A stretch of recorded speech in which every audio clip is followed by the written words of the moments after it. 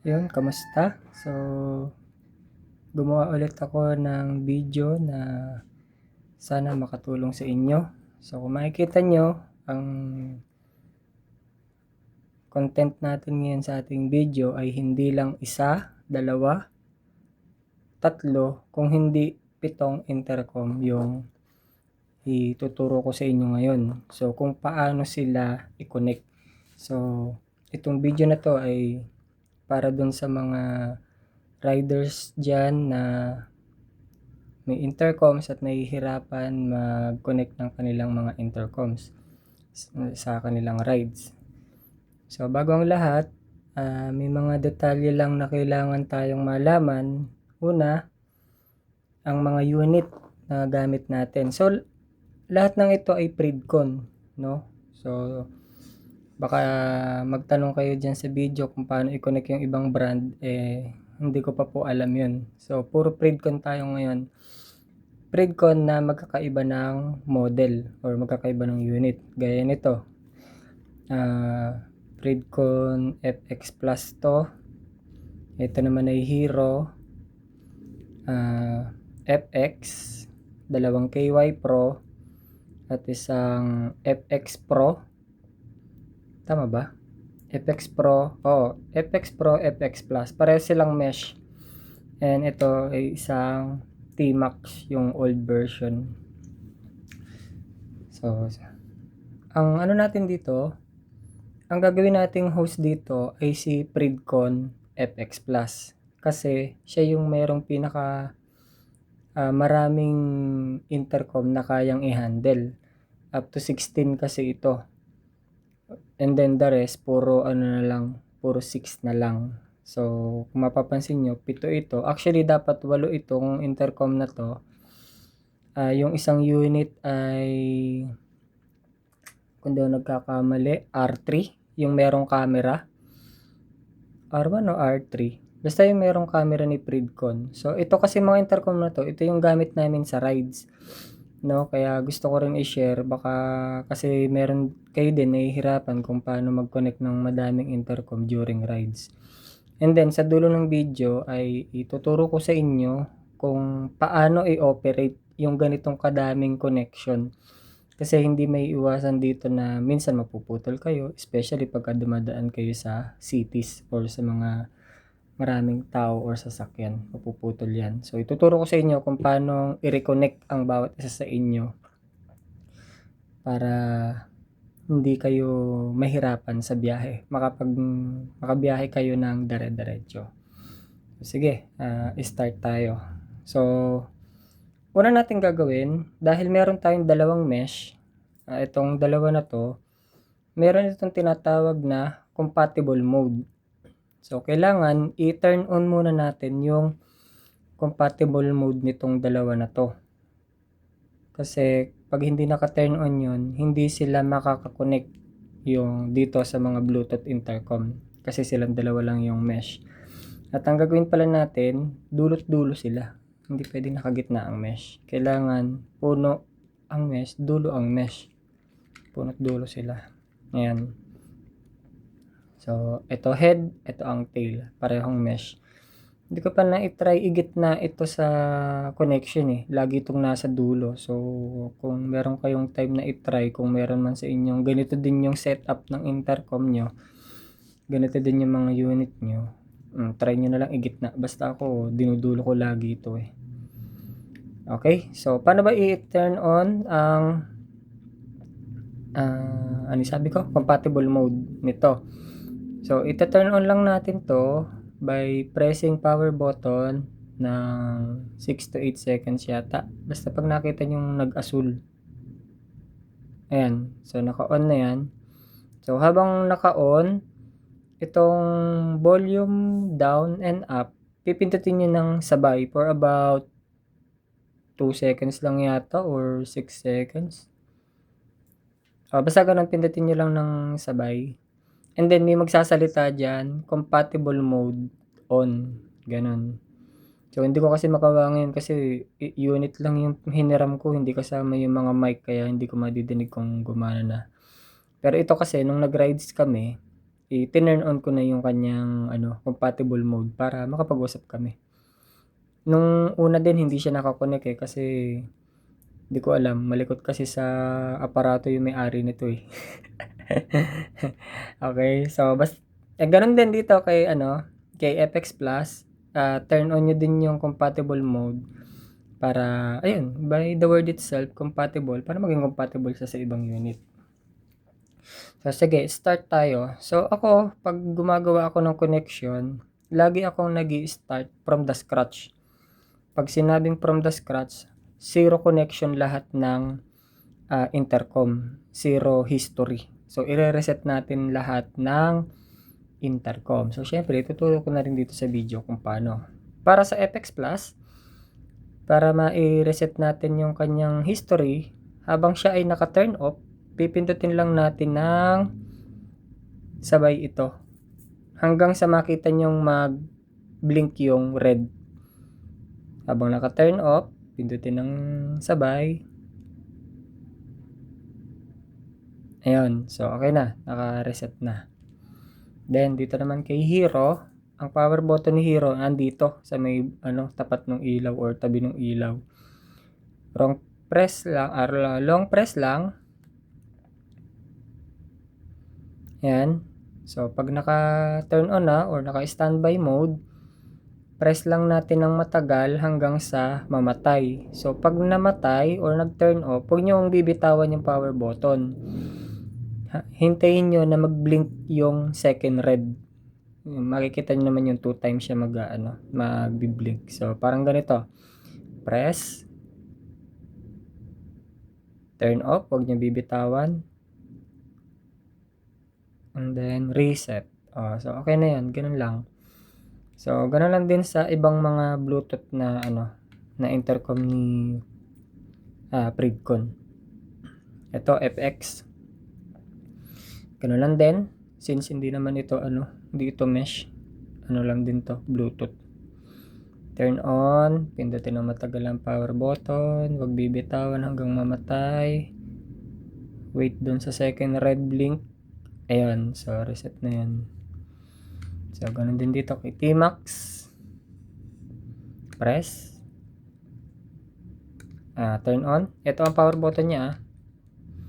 Then, long press hanggang sa mamatay. Huwag bibitawan. And then, reset. So, okay na yan. KY Pro.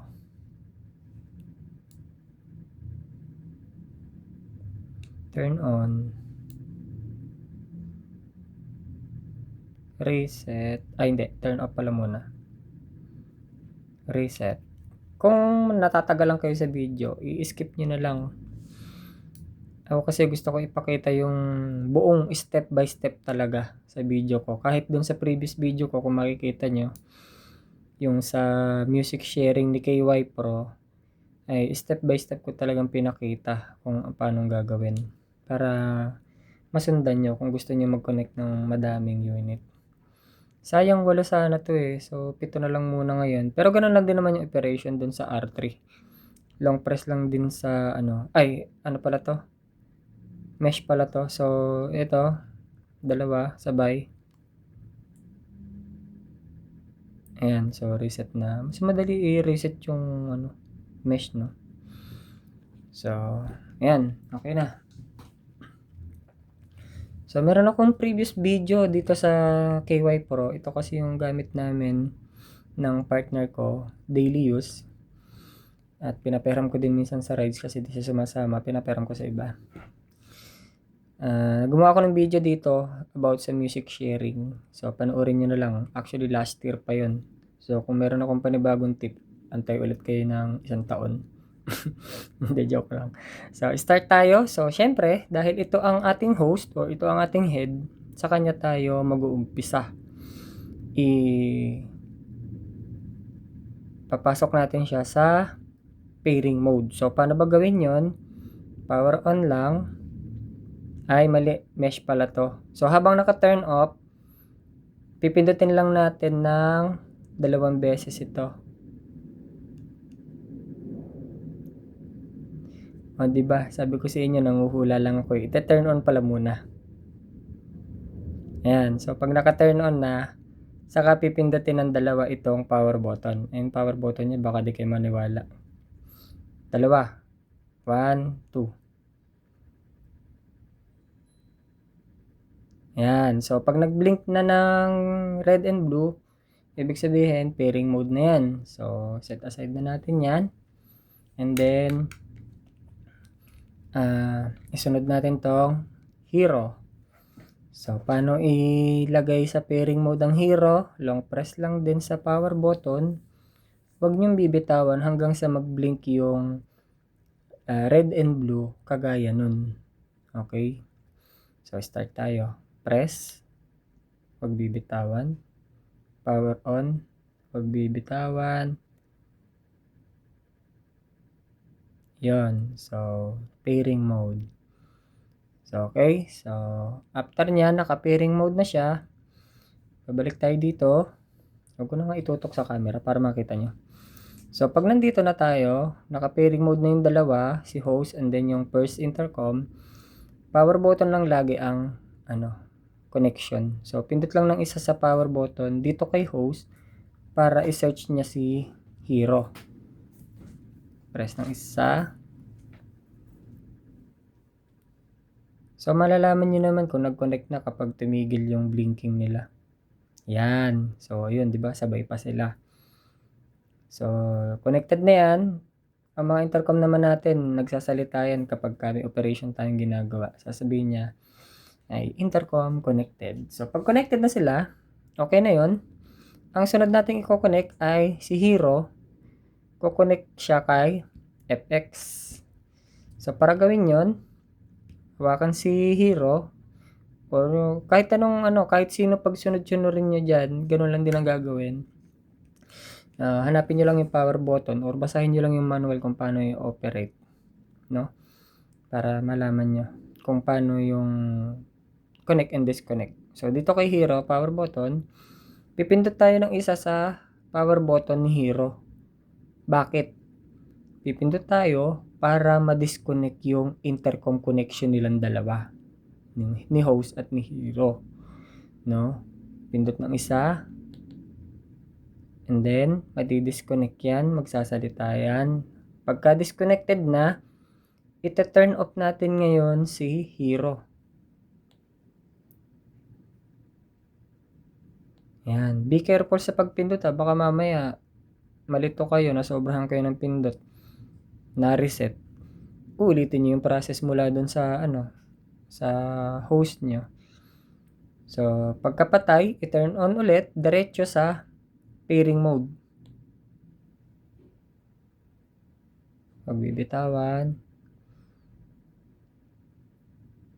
Pairing mode. And then, dito naman tayo. Ganun din, power button, click ng matagal.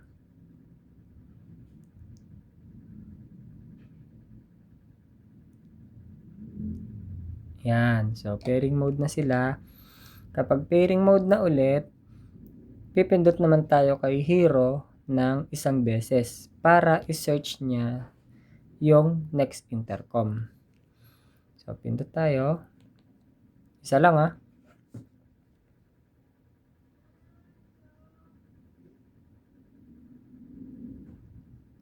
Yan. So, malalaman nyo na nag-connect na kahit walang mic. Basta namatay yung blinking nila. Sabay namang yun, magbiblink yung blue. So, kung mapapansin nyo, kumonect ito dito, and then pinatay ko to. Ngayon naman, kumonect ako dito, papatayin ko naman to. Okay? So, bago natin patayin to, syempre, gaya ng ginawa natin kanina, click muna ng isa dito para ma-disconnect yung connection. So, press ng isa. Ayan, madi-disconnect na yan. So, standby lang tong dalawa, waiting sila. Pero, na yan, may connection na yan. May connection na, pero hindi pa connected. Okay? So, habang na-disconnect na, patayin ulit natin ito. Ayan. And then, turn on ulit natin hanggang sa pairing mode. Ayan. So, pag pairing mode na ulit, sinong susunod natin? Si KY Pro. Ayan. Tabi nga muna natin to. Ayan. Si KY Pro naman, susunod natin pag ganyan. Ayan. So, ganoon lang din. Ito yung power button ni KY Pro. Nabura na pala. Pero ito yung power button niya kasi interrupt ko to. Kaya alam ko. Turn on. And then, hold lang hanggang sa pairing mode. Yan. So, pairing mode na. Ito naman yung pipindot ng isa para mag-search ng connection. So, pindot sa power button. Yun. Ba't ang bilis? Okay. So, connected na sila. So, dito naman tayo kay KY Pro. Pindot ng isa para ma-disconnect. And then, papatayin natin.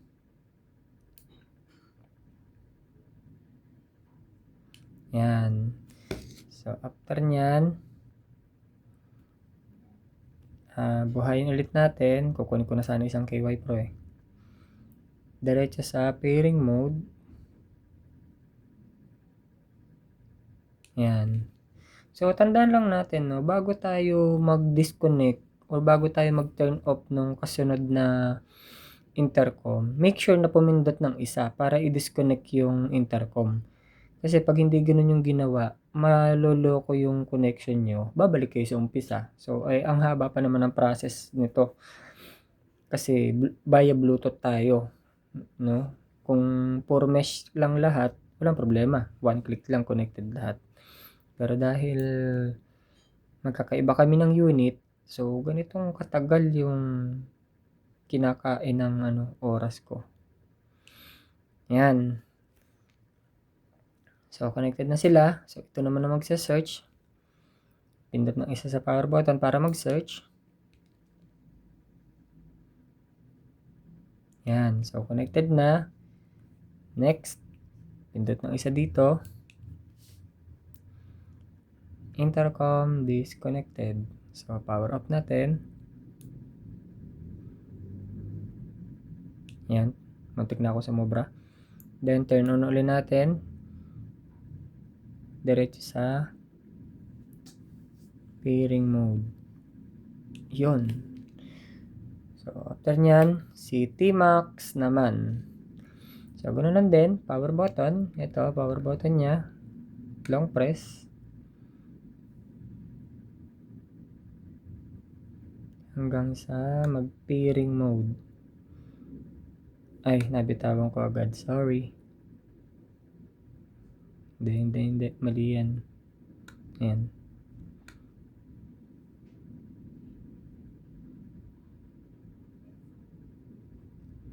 Kailangan galing sa pagka-turn off yung ayan, blinking niya. Then, pindot tayo ng isa dito kay KY Pro para i-search.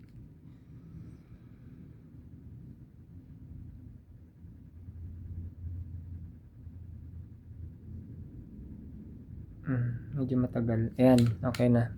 So, pindot tayo isa dito para ma-disconnect. Tapos, patayin natin.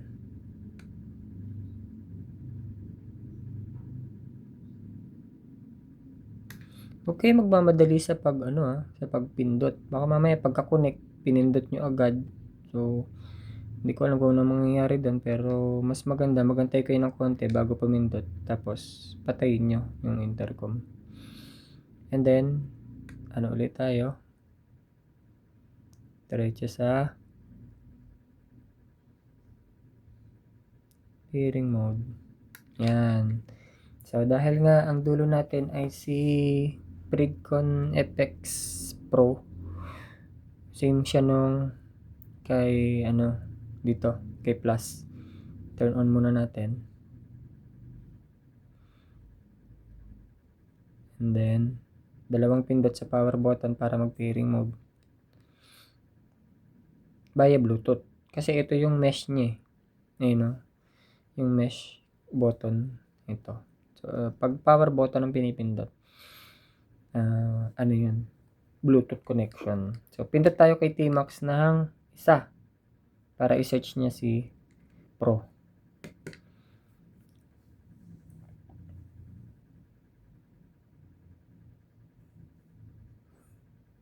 Medyo matagal lang. Hintay lang kayo.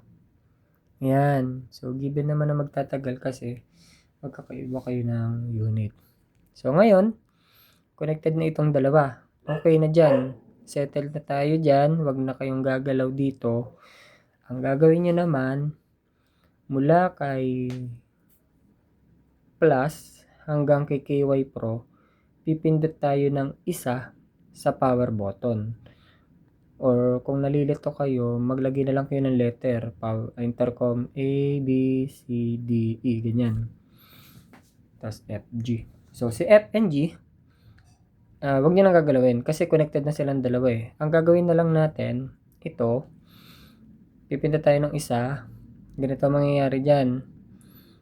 Pipindot ng isa to para abutin niya to. Pag connected na sila, pipindot ng isa si Hero para abutin si FX. Okay? Ganun yan. Para kang nag-iitsa ng lubid sa kasunod mo para magka-connect-connect kayo. Ganun. Tapos bubuhol nila yung connection. So, pipindot ng isa to para abutin to. Hindi yan magkakaiba-iba. Kasi ganun yung susundin ng connection. Kung sino yung kasunod ng intercom na yun na kinonect mo, dun siya ko-connect. Okay, so mamaya i-explain ko kung paano i-operate yan. So, pindot ng isa to para abutin si KY Pro. Pindot ng isa to, abutin niya kasunod ng KY Pro. And then, pindot ng isa to para abutin niya yung dalawa. Kasi connected na sila eh. So, abutin na lang niya to. Since connected na tong dalawa na inabot niya. And then, connected na kayong lahat. So, pindot tayo ng isa. Pindot. Isa. Wait lang kayo ng mga 2 to 3 seconds. Ganyan. Connected na yan. And then, pindot isa dito. Power button. Wait lang ng kaunti. And then, pindot ng isa dito. Para abutin niya to. And then, pindot ng isa dito. Ay, ito pala. Para abutin niya ito. And then, pipindot ulit ng isa dito. Pindot sa power button. And then, connected na silang 7. So, ganun lang kadali. So, 8 sa gabi yung sabi ko kanina, 8 sana yan. Kaya lang hindi available yung isang intercom kanina kasi hindi niya dala. By the way, magkakatrabaho kami kaya nahiram ko ng sabay-sabay. So, ito yung mga intercom na gamit namin during rides. Talaga namang masaya ang biyahe kapag magkakausap kayo. Hindi yung tinatanaw-tanaw nyo lang yung isa't isa, senyas-senyas ng paa, minsan nakakalimutan pa. Kaya ang nangyayari, bengkong ang T-pose ng isa. Ganun, no? So, yun lang. Maraming salamat. So, sana ay nasundan nyo. Kung kayo ay nahihirapan, ulitin nyo na lang yung video. So, yung mga dapat lang natin tandaan, no? I-reset lahat ng intercom bago gumawa ng connection. Para sa mga naka-mesh gaya nito, itong dalawa, Plus and Pro, i-turn on ang compatible mode para maging compatible sila sa ibang unit na na Bluetooth connection lang, no? So, syempre, gaya nga ng sabi ko, sa dulo, ituturo ko kung paano i-operate yan. So, bago natin tapusin tong video, ay tuturo ko sa inyo paano mag-operate ng ganitong kadami, no? Kasi, by March, madadagdagan pa kami ng 3 intercom. So, 8 na kami. 8, 9, 10. Magiging 11 kami. So, kaya namang i-handle ni Flash yun kasi 16 nga. So, gagawa na lang ako ng video doon kung gagana ba yun na 11 may handle nito. So, sige, proceed tayo dun sa operation.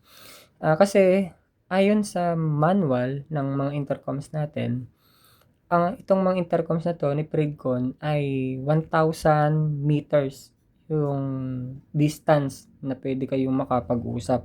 Pag lumampas doon, mapuputol. So, actually, ayon lang sa manual yon. In real life, or in real world, kapag kayo nasa biyahe na hanggang 500 lang talaga yon. Bakit? Especially kapag dumadaan kayo sa cities or madaming tao, maraming sasakyan, ganyan, ay mapuputol talaga kayo kahit nasa loob pa kayo ng 1,000 meters, no? Kasi nga, ang daming signal na ang daming nagja-jam na sa signal, no? Signal ng cellphone, signal ng radyo.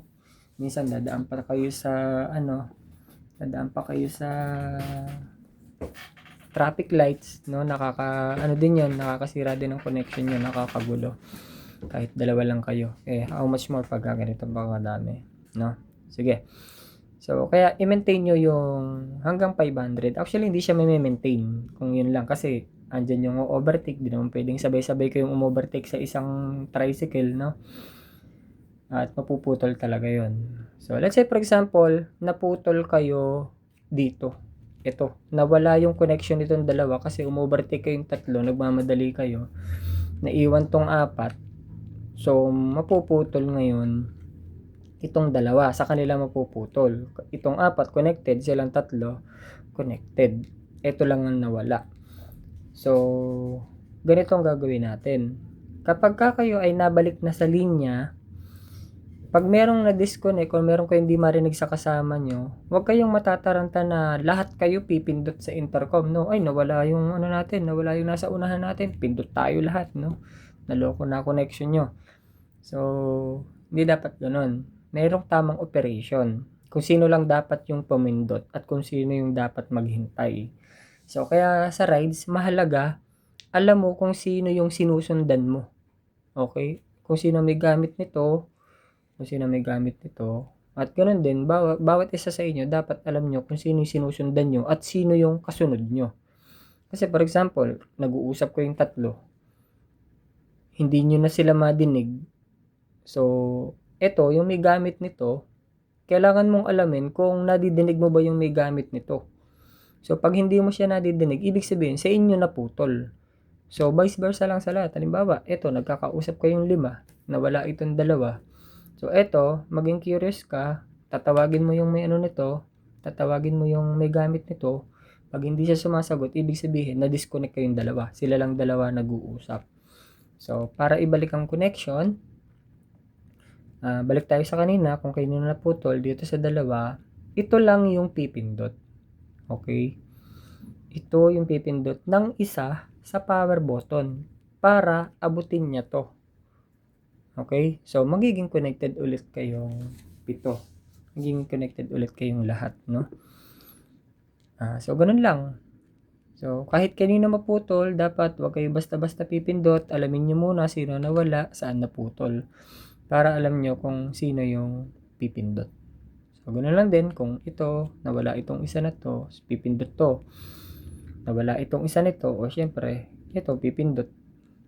Ngayon, paano kung 2 nawala? Naiwan itong 2, tapos connected itong 3, connected itong 2. So, ganun lang din, ito, wag kang pipindot. Ito ang pipindot ng isa para abutin to. Pipindot to ng isa para abutin ito. Sino man yung may gamit. So, kaya mahalaga, bawat isang gumagamit ng intercom, alam nyo kung sino yung sinusundan nyo. So, yun lang. Sana ay nakatulong ang video na ito na ginawa ko para sa inyo. So, ang connection natin ay linear. Okay? Or diretso lang. Gaya nga ng sabi ko kanina, para kayong naghahagis ng 1,000 meters na lubid. Ibibigay nyo dito. Ay, 1,000. Tama nga. 1,000 meters. Ito, merong 1,000. Ito, merong 1,000. Pag kukunik-kunikin yung 1,000 na yun, no? So, magiging diretsong magiging diretsong linya kayo. Kaya, pag may naputol, ganun lang. Pipindot lang ng isa, aabutin yung naputol. Hindi pwedeng ito yung pipindot para abutin to. Okay, na-gets nyo?